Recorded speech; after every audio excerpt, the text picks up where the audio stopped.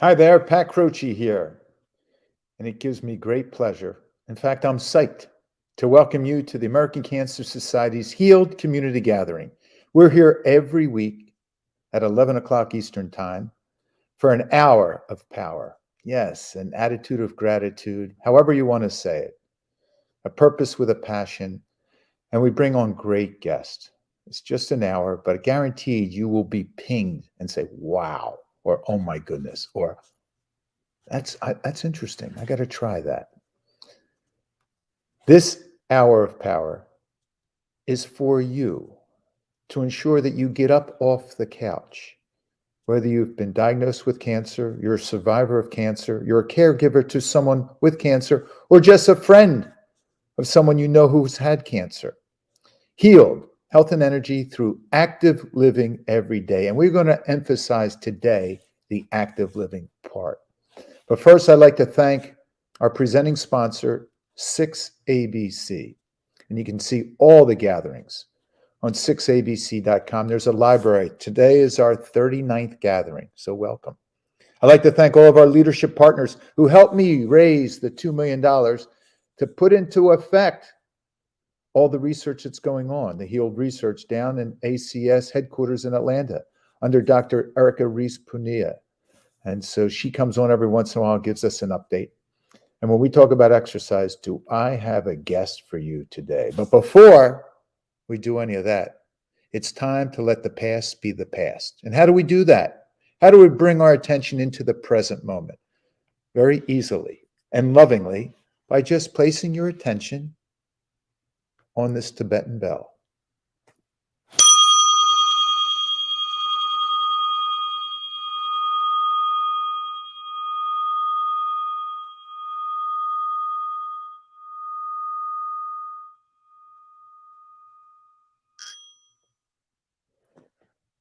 If you haven't meditated up to this point in time, you have now.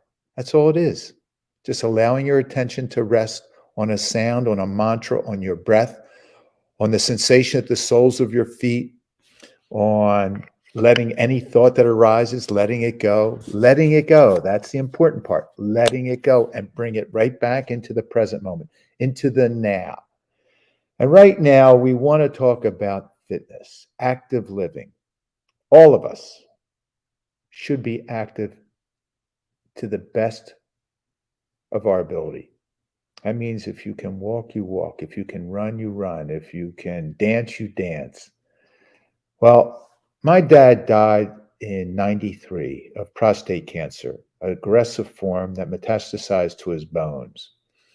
I didn't do much because of it other than get my PSA checked every year. Well, our guest, Julie Weiss, her dad died of pancreatic cancer. And wait till you hear what she has done. Julie, come on on. Hi, good morning or good afternoon from Santa Monica. Well, beautiful Santa Monica. Wow. There's And what's the weather there now? it's about 50 degrees, which I can deal with. Well, I'm in the teens right now where I am. And so I did walk this morning though, Julie. Good. You'd be proud of me. I got a good 5 mile walking, but it was a single digit wind chill factor. But you dress accordingly, right? Exactly. Good for you. That's great.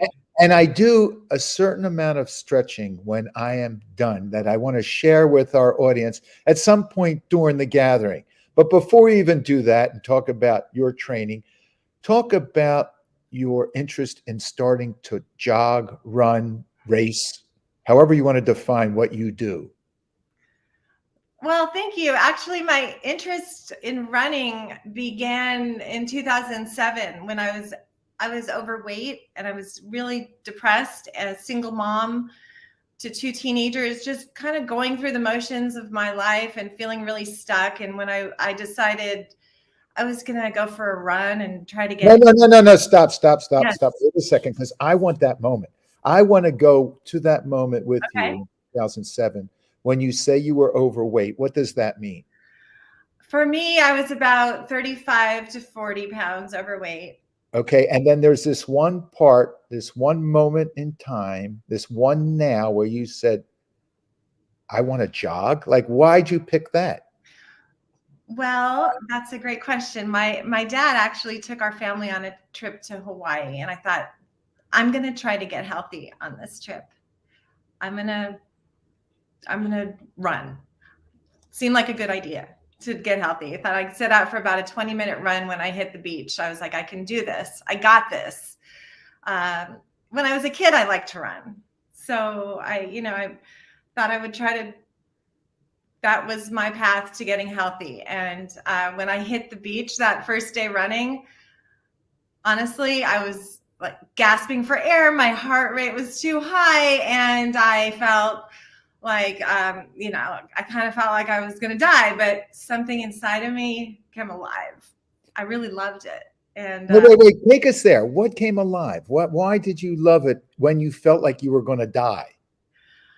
I think because I had this connection to my body, I felt my body breathing. And of course, it was really hard, but it sort of, everything that I had been going through and got me to that moment of just how truly hard that moment felt. It was hard, but it was okay. And of course, everything looks better in the Aloha state, but I thought, I accepted how hard that moment truly was.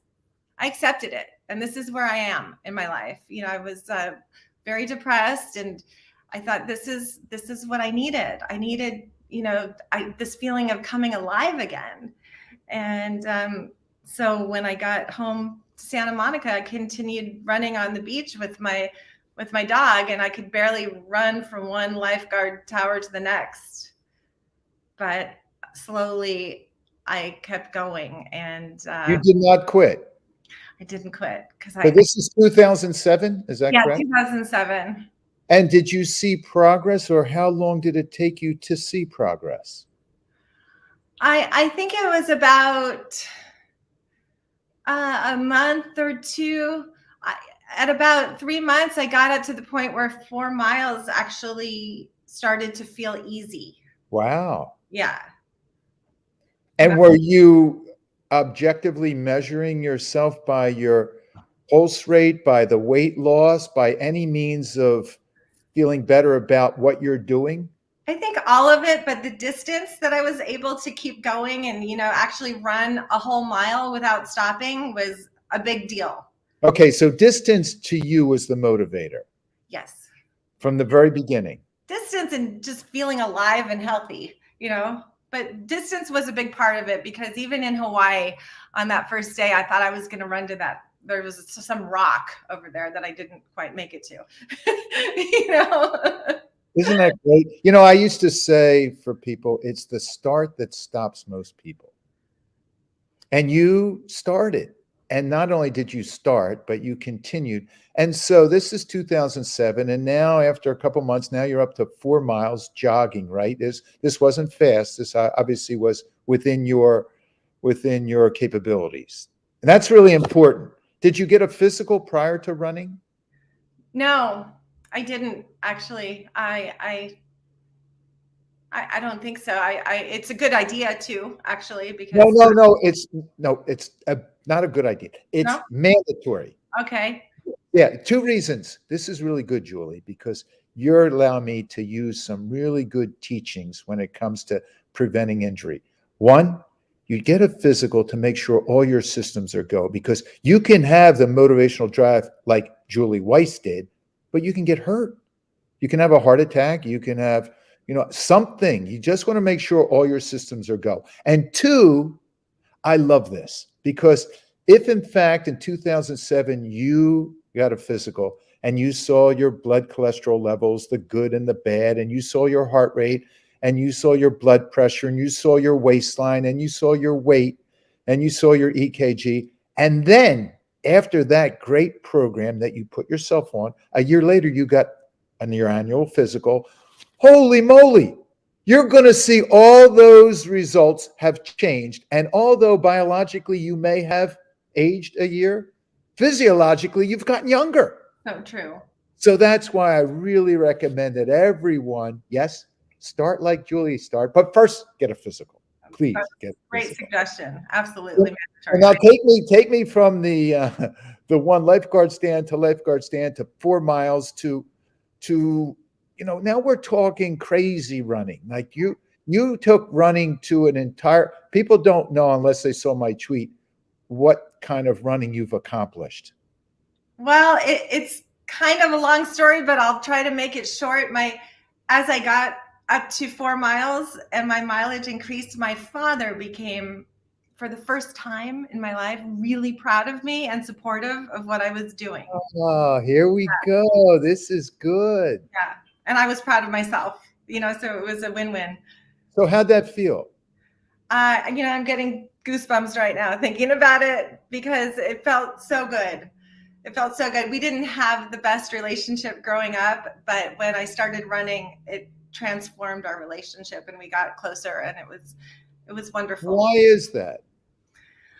My father was into sports and he had that competitive nature, and I think he wanted to see me doing something that made me happy and also something that made him happy. He was a little, rough around the edges, but this sort of fed that competitive drive in him as well, so he saw me going farther and farther. And I got up to about 7 miles and I thought, I'm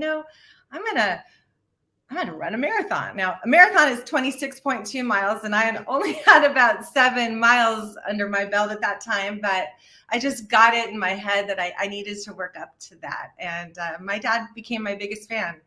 Oh, that's beautiful. Now, are we still in the same year, or is this 2008 or? 2008 was my first marathon, and I Where was that? Was that in LA? Yeah, that was the LA Marathon, and I started training for that probably in December, and I don't suggest that. You really need about 6 months of real marathon training, so don't do what I did unless Really, I did worse, and I usually don't put my first person perspective in this. I was worse. So it's the early 80s. I'm the physical conditioning coach for the Philadelphia Flyers, and my sports medicine centers are starting to build and spread. And I run at the most 7 or 8 miles. At the most, that would be a long run for me. But I was a runner every other day. I never did the same activity at the same intensity 2 days in a row because I would strength train or something else. Great. And I befriended a fellow named Gary Papa. Gary on 6ABC, which is our sponsor here, was a sportscaster. And he always covered the Flyers, and we became friends. And he said, Pat, I'm going to run the Skyline Marathon. I'm training for it. It's Buffalo to Toronto, and you cross the Niagara Falls. Wow. And he says, why don't you come with me? Now, Julie, I did not train for this. This was so stupid. Ouch. Really. So I said, yeah, that sounds great. It was cold. It was raining. It was painful. I completed it, just broke 4 hours, just under it. Wow. I couldn't walk for a week. I You couldn't walk. talent, I was jogging next to him the whole way. It was awful. So if you didn't train, like, how did you learn to train? Who did you train with? My now husband, my coach. Oh, that's great. Yeah, David. So you fell in love with your coach? David Levine, who is now the coach for the LA Roadrunners, the official training group of the LA Marathon. Oh, that's great. So when was the marathon? If you start training in December and you're going to up your mileage from 7 miles to your long run would be a 15 or 20? Yeah, they get up to about 20 miles. Not that it's the best way to do it, but because of time, we have to do those 20-mile runs. And we get to. Anyways, I started training in December and the race was in March. So 3 months. Oh, geez. I know. So did you complete it? I did. And I made all the newbie mistakes. I went out too fast. I hit the wall at about mile 13, 14, and I still had, half a marathon to go. And it was kind of feeling like you press on the pedal, you press on the gas, but engine revs, but you just don't go anywhere. Tell everyone what hit the wall means. It means you basically run out of glycogen. You use it all up within the first, I think you've got about 80 minutes of that or something like that is what he tells me. And the muscles start to burn. Your muscles burn. You just run out of energy. You can do little things like take those gels or eat something that'll bring it back temporarily, but you just completely run out of energy. You can walk, you get little spurts, but it just feels, it doesn't feel good. You're just out of gas. That's what it feels like. You're out. You are literally, you are out of gas. Now, You're out of glycogen. did you complete the marathon? I did, and then I had to redeem myself, so I did it again and again. When? The one after that was June, the San Diego rock and roll full marathon. I did much better, and then keep going. And then I got, I guess you could call the running bug. I got addicted to the marathons. I just loved it, and then I think I did Long Beach, and then the next year I did about 12 of them, and I got wind of the Boston Marathon, that I didn't know that there's special marathons, right? That you have to qualify for. You can't just go and sign up for that one. And my dad was super excited about that. He said, you could do it. I thought I could do it. I really didn't know how to train effectively until I hired a coach, my husband. I did about 16 or so marathons without a coach, thinking I was just going to qualify by running more marathons.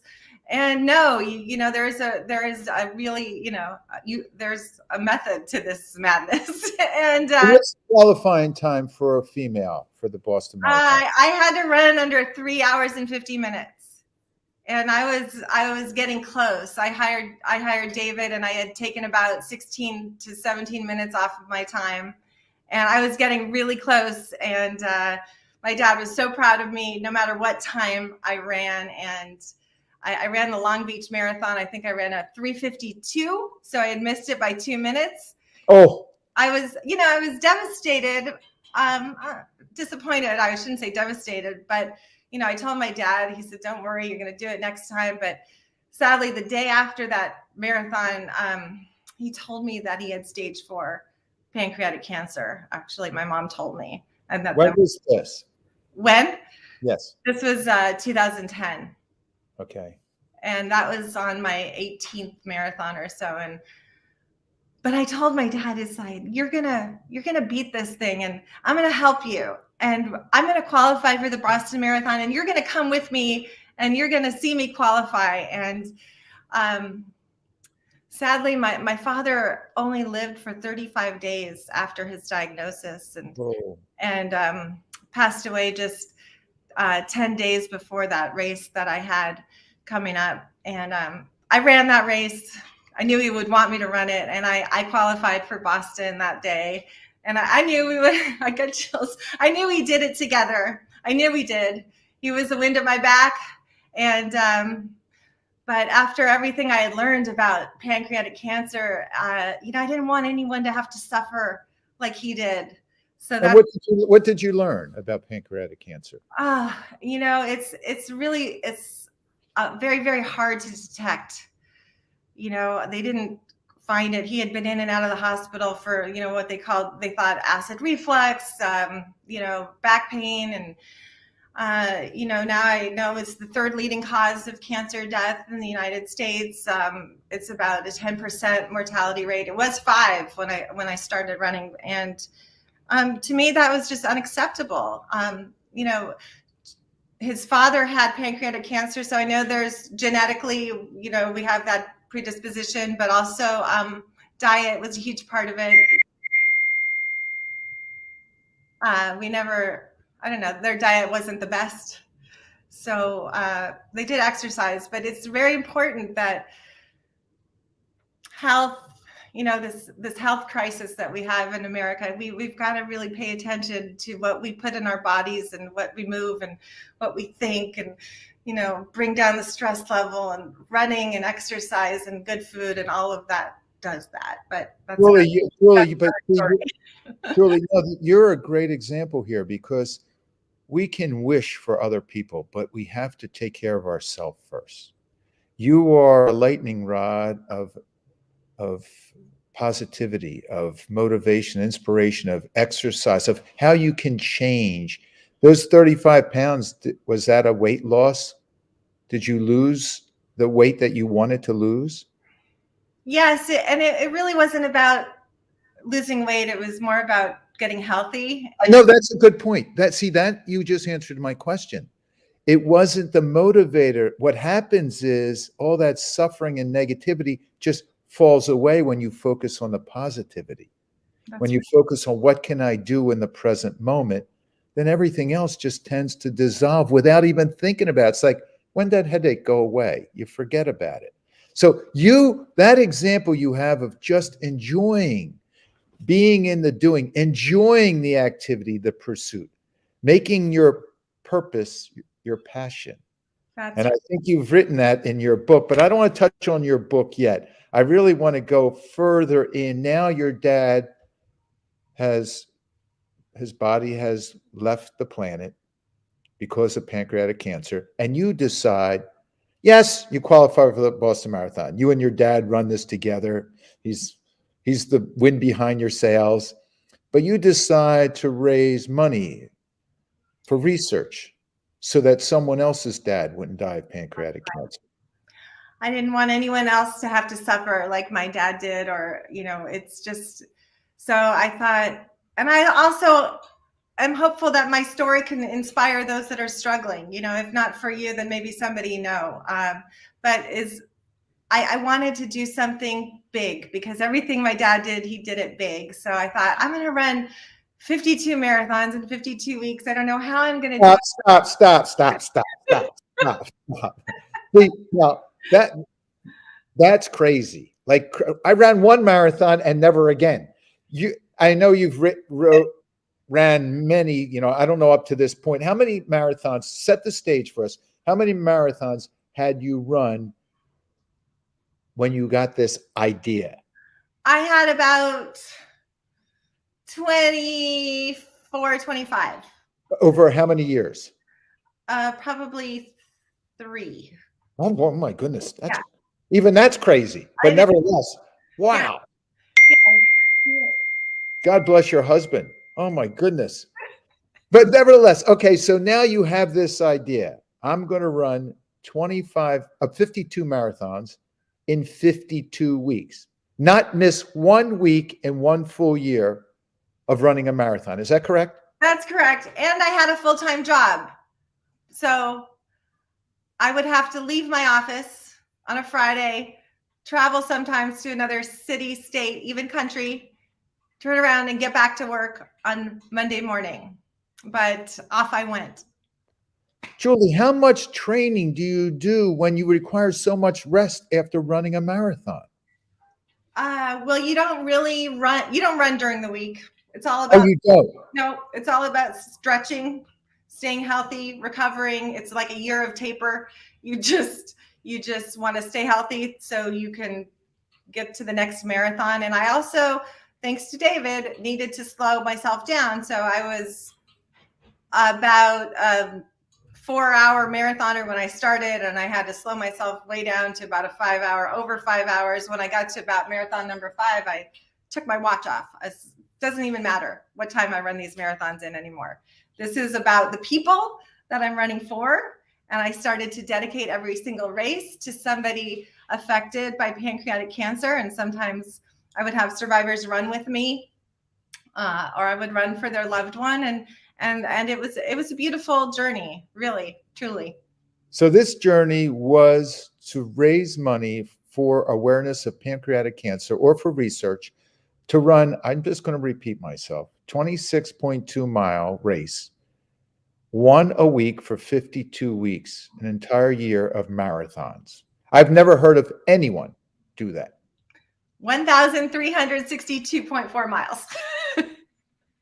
Wow. And how much money did you raise? So to date, we raised over actually, as of February, will be over $800,000. My goal is essentially a cure, but I would like to absolutely hit that $1 million mark, because that's what I set out to do.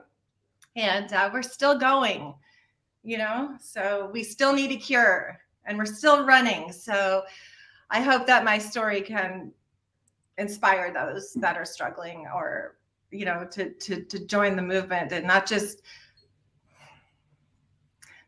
move or run or walk. And I said this in my TED talk, but it's an idea of You don't just go for a run or go for a swim because you want to lose weight. You become a runner. You become a walker. It's this mindset shift that really helped me, embrace that. And I used to see runners and walkers, thousands of groups running here in Santa Monica on the beach, all shapes, sizes, colors. It was so beautiful. And I thought I could never be a part of something that beautiful. But one day my dad said, Julie, why don't you go join a running group? And so I did. I was going to become a runner. So now I'm using my running to not only for health, but to inspire those and to help find this cure. This is my passion and this is my purpose. And I am so grateful for every step, for every dollar that we've raised so far. And I hope to keep running as long as I can. Julie, as a physical therapist and an athletic trainer, I had the best of both worlds in the 70s, 80s. Absolutely. So it was rare. I was at the beginning of what we now know as sports medicine. And I took care of tens of thousands of running injuries because runners are crazy. They bring bags and bags of their sneakers and running shoes and this is what I wear and their orthotics. During that year of running 52 marathons in 52 weeks, were you ever injured? I had a few aches and pains along the way. Nothing that really stopped me. I was very lucky. I didn't get any stress fractures, anything like that. My recovery was all about, stretching and foam rolling in the airports wherever I could. I just laid out on the ground, and that hip rotator stretch is one of my favorites. That kind of gets everything, and maybe we could talk about that one. But I was so lucky. It was almost like I had, I don't know, my dad was there, and all these people that I was running for. I mean, to not get injured on that journey was a miracle in itself. That was grace. Truly, I'm telling you that was true grace. And obviously you must have stretched because you cannot run or walk and not get hurt if you don't stretch. And that's why right now I just want to take a time out from our interview and bring on my special assistant, Lauren McShay. Hello, Lauren. Because hi, how are you? We're doing great. Is Julie wild, Lauren? Oh my gosh, Julie, you are the most inspiring, amazing human. Hi. Seriously. Hi. Hi, we are. Thank you for what you do. Seriously. And hi, Heal community. And hi, Pat. Lauren is a runner. She's a 3 to 5 mile runner, a jogger, someone who uses running to get in shape and stay in shape. And I just want to make sure, I'm a walker. I had a motorcycle accident in 99 and that stopped my running. And once they put my foot back on it, now I can walk, and I can walk briskly, and I can walk the hills all through, but I use it. I am a walker, Julie. I enjoy the walking. Like I delve into the walking. It's just part of who I am. So, but when I'm done walking, I do several stretches that I want to share with our gathering community that I think everyone who's a runner, a jogger, a skipper, a biker, a walker, especially a walker, because health and energy through active living every day. This is the active living part. And I want to make sure that you do it wisely, intelligently. Again, you don't do any exercise without your doctor's approval. And cancer survivors, you get your oncologist's approval. Nothing goes with just a guess. No. So this first one, what I want you to do, Lauren, is I want you to lean up against a wall, something. So I want to show people how to stretch their calf. Sure. Is it okay if I do it here? Yeah, you can do it there. That? Now, is your foot on? What is your foot on? The camera's not showing that. Good? Let me show you. There we go. Okay, yeah. Now just put your let's put your right foot back. Put your right foot back. Okay. And put your left foot forward and just lean on the couch. Okay. With your right leg straight. Forget about your left leg. I don't care about your left leg. Okay. Point your right toe perfectly straight. Okay. Yes. Keep your knees straight. Okay. And now lean forward. Just don't yet. Slowly. Do you feel it in your calf? I do, yes. Now you hold it for a good 5 to 10 seconds, no bouncing. Now see everyone, if what I like to do is I use a curb or a step and you put the ball of your foot on and you just lean your heel down. But this is important. Now here's where people go wrong, Julie. Lauren, I want you now, after you stretch, that's one of the two muscles that make up your calf and Achilles tendon called the gastrocnemius. This time I want you to keep your heel down, but bend your right knee slowly forward. Bend it, bend. Oh, now do you feel it lower down in your Achilles? Yeah. That stretches the muscle that does not cross the knee joint. See, most people only use the gastroc. They don't do the soleus. And so most people pull this muscle. Do you stretch them both, Julie? Yeah, I do. Not as much as I should. Well, I can't tell you anything because you're a marathoner and you don't get injured. So these are exercises we used in sports medicine to treat calf strains and pulled Achilles tendons. And what happens is when this is tighter, you can relax, Lauren. When this is tighter, it causes the hips to get tighter and the back to get tighter. And this one, now, Lauren, I want you face the couch again and get in a lunge. Get in a lunge for me. Right leg back. Yeah, left leg forward. Okay, now, but see everyone, this is my default stretch. I do this after every workout. Now, Lauren, she's not doing anything right. Okay, so now here's what we want Lauren to do. Put both hands on your front knee. Okay. That's it. Now, push your elbows straight back and put your chest out and your shoulders back. Yes. And now lower your hips down into the ground. No, get your left foot further up forward. So your knee, put your left foot forward, please. Like this. Bring your left foot forward. Pick your left foot up and move it. Yeah. And now go down. Okay. Stretch that right hip. Can you feel that in your hip? Yeah. See, most people will do this. Lean on your elbows. Lean forward on your elbows. That's how most people do this stretch. No, straighten your elbows, Lauren. Straighten your elbows. No, straighten your elbows and push your chest back, your shoulders back, chest out, and feel that hip. So the beauty of this, Julie, and you probably do this lunge stretch, but the beauty of this is for anyone who's sitting, you can relax now, Lauren. Anyone who's sitting for a long period of time, your hip flexors, those muscles that pull your knees to your chest, get tighter. And the scary part is it's called the iliopsoas. It attaches to your thigh bone and to the whole front of your lumbar vertebrae. So what happens when it's tighter, it puts it into an arch. It arches your low back, tightening your low back down. So that's why that lunge is so important. So the calf with the knee straight, the calf with the knee bent, and that lunge before you go drink your water, eat your breakfast, or replenish your fluids afterward. Okay, now, Lauren, we're going to come back to you for a little back stretching, but right now, back to Julie. Okay, sounds good. Thanks. I love that. And I'm going to do more of that. I would do well to do more, especially as we get older. I'm 51 now, so it's like, okay, come on, you're not, Julie, everyone can do those exercises. Everyone, because if you're walking or sitting, which everyone needs to do, these will help stretch those muscles that have been activated or rested for too long. And it prevents, look, these are treatment exercises that we used to prescribe. And if I had sports medicine doctors on, they would be, hallelujah, amen, do it. And I'm sure my husband is cheering from the other room going, yes. The important part for anyone stretching, whatever you're stretching, is to do it slowly without bouncing and just to hold to the point of feeling the stretch, but not feeling pain. You don't want to, no pain, no pain. No pain, no gain. No, that's not what we're talking about here. That was not, that means you're going to get hurt. So now let's take you further. After you did these 52 marathons in 52 weeks and raised almost $1 million, is that when you wrote the book?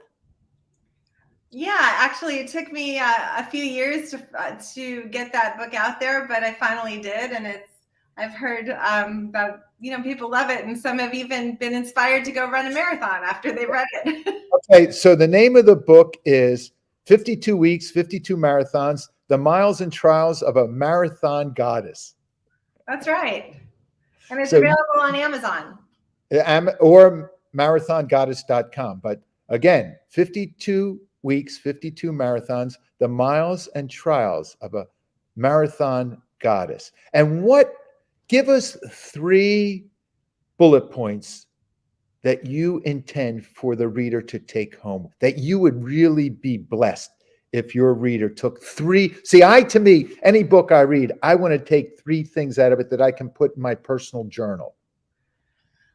Well, that's a great question. I think, first of all, my hope is that you can relate to me, because I was not an elite athlete in school, or I wasn't even an athlete in high school. So my hope is that you can relate to me as, somebody who was trying to get healthy and never had exercised before. Relatable. And I hope you can relate to me. And I think that I want to show people that so many things are still possible, that your dreams are still possible. I think that's a big thing for people to know. They think it's maybe too late, or they're too young, or they're too old. But no, I didn't start running until I was 37. And I'm a grandmother now, and I'm about to run my 111th marathon. Okay. Oh, and I heard it's going to be in LA where you started. Correct. Yes. So there's so many things that are still possible. So that's my hope for you, that that you can still do it. Okay. And so give us a how. How can they still do it? It's one thing to say, if I can do it, so can you. You are an inspiration, but what is the how? How do I do it? I think first of all, it needs to be something that you enjoy. Perfect. Stop right there. That is vital. It's not just because Julie Weiss did it, should you do it. First, pick what you're passionate about, right? Yes, correct. That's it. First, write these down. Enjoy. Do what you enjoy. Yeah, do what you enjoy. Do what you love. And I also say, if you want to take it to another level, do it for others. Oh, good. Not just for yourself. Of course, it starts with you, but then you add that component to help others, to do it for a charity, to do it for your children, to do it for for somebody or someone you love. And that takes it to a whole new level. It gives you energy that you didn't even know you had. And so you're saying not do it for others because you care what they think. You're doing it for others as devotional, as service oriented, so that you can help them be a better them. Absolutely. It's a beautiful. Go ahead. I'm sorry to interrupt. No, that's all. So do what you enjoy. Do it for others, meaning devotional. Do it so you can help others, like you raise the money for pancreatic cancer. And give me a third bullet that I can write in my journal. I think that it's important to have hope. And that is, I believe, my mission here on earth, is to help people to have hope that you can survive, that you can get healthy, that it is possible. Hope is when people are feeling down, I've always been that person to be like, hey, look at the positive, look at the bright side. There is hope that you can still do this. Hope it's very important. It'll keep you going. It'll keep you positive. And sometimes you're training for something, or you've got this goal and it doesn't work out, but have hope. Even though it doesn't work out the way you wanted it to, it may be even better. So see, that's beautiful. And I truly realize that the divine universe doesn't always care what you want. It knows exactly what you need. And so that stay on the path, stay engaged, stay open, available, and aware to what the universe has given you. So now you have progressed from someone who's unfit to someone who's supremely fit, a goddess, a marathon goddess, in fact. And you've written a book and now a TED Talk. Now, I know I've never spoken to anyone. TED, for everyone, is technology, education, design. And I love TED Talks. I mean, I I remember reading the book Talk Like Ted when I was a motivational speaker, and the guy had he extracted 7 ingredients from all the great TED Talks, from Bono and Wow. Bill Gates. And it's a great book. It's an old book. It might be a decade old. But then I love TED Talks. So and what do they do? It's something like 18 minutes, or what is it? Mine was about 10 minutes.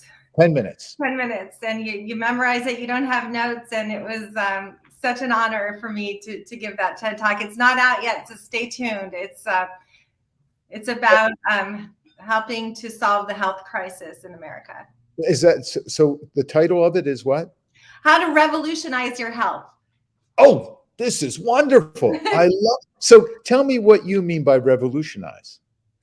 How to transform your health. And it's basically just almost everything we talked about today, about, having this connection to your body and having, not just going out to become to run or to walk or to swim or do yoga. You become a yogi and you become a swimmer, and that mindset shift. And also to help solve the health crisis in America. I mean, it's really sad. We've got these high prescription drug costs that, I believe exercise could, potentially really help solve the health crisis in America if more people would start moving and exercising and doing what they love. There wouldn't be this need for all of these drugs. Some people do need them, yes, but I believe it would help solve the crisis in America and potentially just get people moving and happier and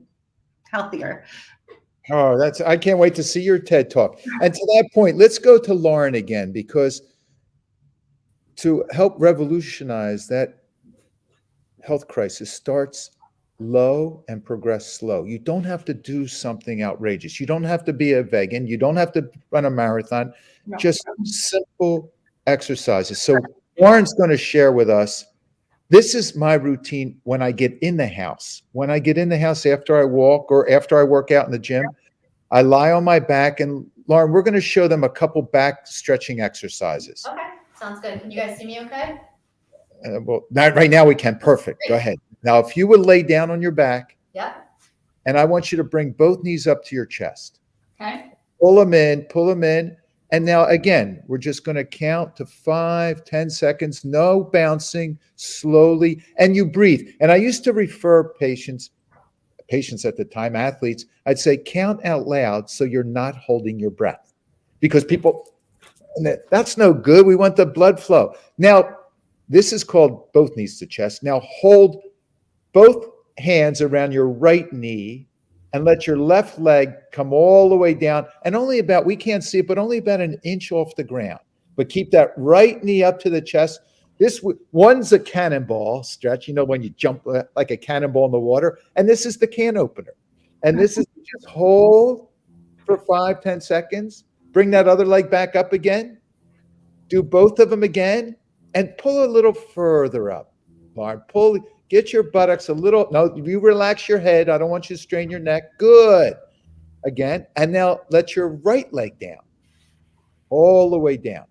That's it. And so everyone, if you want to help prevent back pain for yourself, these 2 exercises, the cannonball and the can opener, are wonderful. Now stay there, Lauren. Let's do one up. Put your feet flat on the floor with your knees bent. Okay. Yes. Now cross your right leg over your left.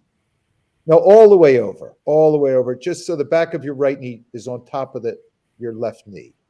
We can't see that, but yeah. Now, since the right knee's on top, let both legs slowly rotate to the right, slow. Only go as far as you can. You're pretty flexible. And that right leg is weighing down with gravity, the left, and it's helping your trunk rotators. And then back up. And you would do that a couple times, and you would switch left over right and drop to the left.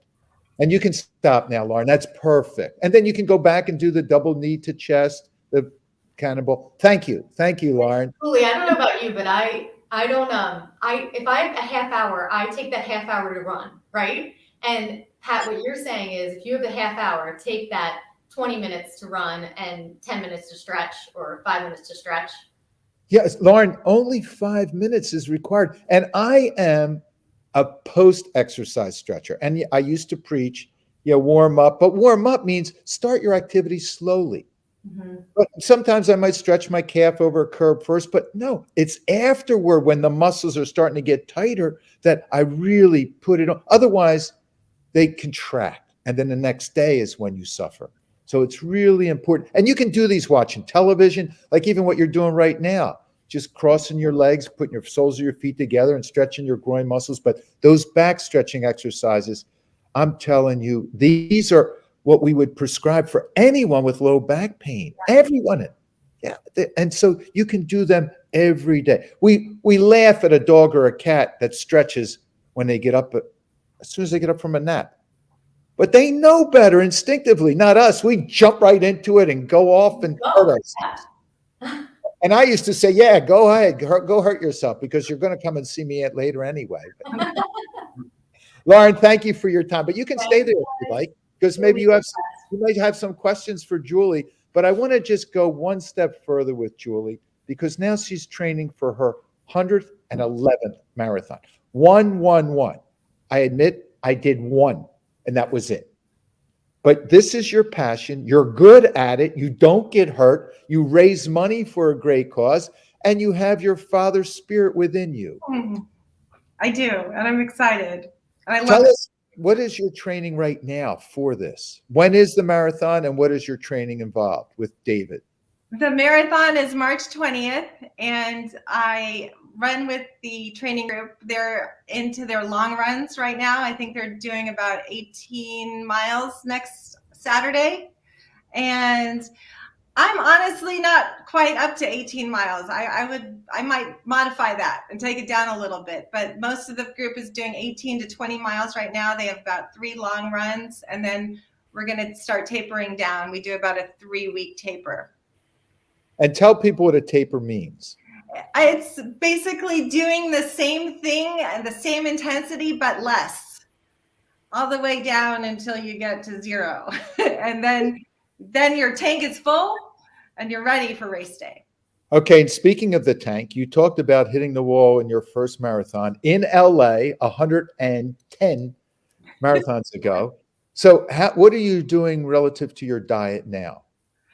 Well, it's important to eat more veggies, more protein. I'm mostly vegan, I should say, and I don't eat as well as I could. I need to do better. I think I get back to my smoothie routine in the morning. I do, spinach, protein powder, strawberries, blueberries, and I start my day with that, and almond butter, peanut butter, things like that, just to get me full and satiated.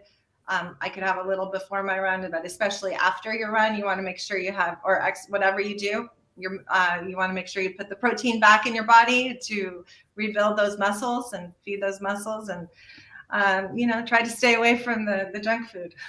How about hydration? How do you force hydration or make sure that you drink enough water? Because that's my big problem. A lot of people don't get enough, don't hydrate enough. I think it's important to, again, enjoy your whatever you're drinking. I like my water warm or hot sometimes, so I'm drinking it all day at work, which I have to go to work soon. But I drink hot water and tea like all day long. That's just what I do because I enjoy that. Well, the beauty of that now is it used to be that tea was a diuretic and would cause dehydration, when in fact now the research is proving no. Yeah. So it's beautiful. There's also that noon hydration that you could, or anything that you could put in your water that makes it taste a little better. If some people don't like drinking water, you could always add some flavor to it and some electrolytes, which is really important, especially, when you're out there and if it's a hot day, you need more minerals and electrolytes. So that kind of thing helps a lot. So Julie, you're telling us that to pursue our passions, to have hope that dreams do come true with a purpose and with the proper program planning. If you were to look back, and I'm not one to delve in the past much, but if you were to look back to 2007 when you were 35 pounds overweight, is there any regrets?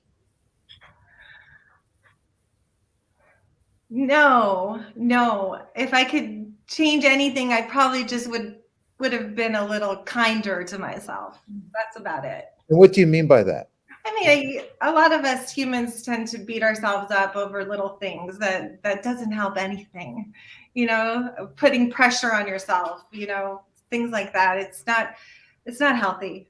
I mean, let's be kind to ourselves. Let's celebrate every step of the way. Let's celebrate getting out the door, pushing yourself to get on the elliptical, whatever it is. Celebrate the little wins because. So you just gave me 2 more bullets when you had a tough time giving me the first 3. Oh, okay, good. You kidding me? Celebrate the journey is a wonderful. 100%. Celebrate everything. Yes, 100%. And love yourself. Don't put pressure on yourself. That's why I asked how. And the biggest reason I asked that is because people leave the present moment, and that's when they cause themselves the most angst. That's why the only time I took you to the past, and I don't want to compare, but I wanted you to compare to see what you were going to say, and you said no. If anything, don't put the pressure on yourself like I did. And that the only way you can do that is by leaving the now. It's true. Yeah. So. And what would you like to share with our audience as we only have 5 minutes left with the goddess? We have a TED Talk that we'll be able to see when? It should be out any day. Any day. Oh, really? It's in post-production right now. It should be out any day. Yeah, I'm like waiting on bated breath for that to happen. So I'll share that as well. If you're on the West Side, or you can absolutely come and train with us. We're at the LA Roadrunners. We're every Saturday morning, or you can check in with us. But I'm at marathongoddess.com, and if you have any questions on training, but I think the most important thing is truly the journey, because you might get to the end of that marathon and it might be a terrible marathon, really. But the training and the journey and all the people you meet along the way, and the people you inspire, I mean, that's what it's all about. You know, the marathon could be terrible. Amen. But you know, it's really about those little wins, and the journey is where the magic's at. Get in your groove and enjoy that moment. Enjoy the moment. Enjoy this moment. Enjoy. So, Lauren, do you have any questions for? Yeah, I do. Julie, you are very mentally strong, clearly, and have a great outlook on life. Can you talk a little bit about how, when you hit that wall, what you do mentally and how that takes you into your regular life? Yeah, that's a great question. You know, I think about all the people that I run for, the people struggling with cancer, pancreatic cancer. And I think about their journeys, especially when it gets really, really hard for me, and what they had to go through or have to go through to fight this cancer. And I'm like, and that they would give anything to be out there running a marathon, right? So I think about them, and that gives me energy to keep going and motivates me to keep going and doing what I'm doing, because that's how I know I'm on the right path. And that's, you know, it's about them. It's not about me. It's so much bigger, and that's what helps me push through those tough moments. I also started meditating. You know, just for more peace. That's helped me a lot. When I came to the end of the 52 marathons in 52 weeks, I learned transcendental meditation, which I do twice a day. And I've been doing that every day since I finished that journey. And that's really transformed my life. And made me much more positive. So there's a lot of things. There's a lot of tools out there. Just reach out. Beautiful. Keep the hope. Lauren, we have a question, Diana, from our audience, or maybe some questions. But Diana, we don't have much time, but if you'll come on and share a question or two. Sure. Hi, Julie. Hi. So, question from our audience. You talked about when you started your 52 marathons and 52-week journey, the point where you threw your watch and didn't care about your time anymore. So did it become more fun when you did that? It did. 100%. I wasn't focused on pace anymore at all. I was just focused on the run, focused on the people that I was running for. I was focused on having fun, that's really, my husband talks about that, listening to my breathing. It's not about your pace. Pace is meaningless sometimes. It's about, it's about paying attention to your breathing and how you're feeling. You don't want to go out too fast like I did, and hit the wall and that kind of thing. And especially when you're training, you don't want to focus on your pace. You want to keep it low intensity when you're training. I know I'm going into a whole nother thing, but you want to keep it fun. And the watch was causing me like, oh my gosh, I didn't get under 5 hours. It's like, really, who cares? It's not about that, and some goals are about marathon times, but that's doable too. You just have to train effectively and train smart. Okay, one quick question, Diana. Do you have it? Sure. What do you do on those mornings where you just don't feel like doing it? And it's time to go out for your run, time to go for that race. How do you get yourself out the door? Well, if I have a race, I get up and do it.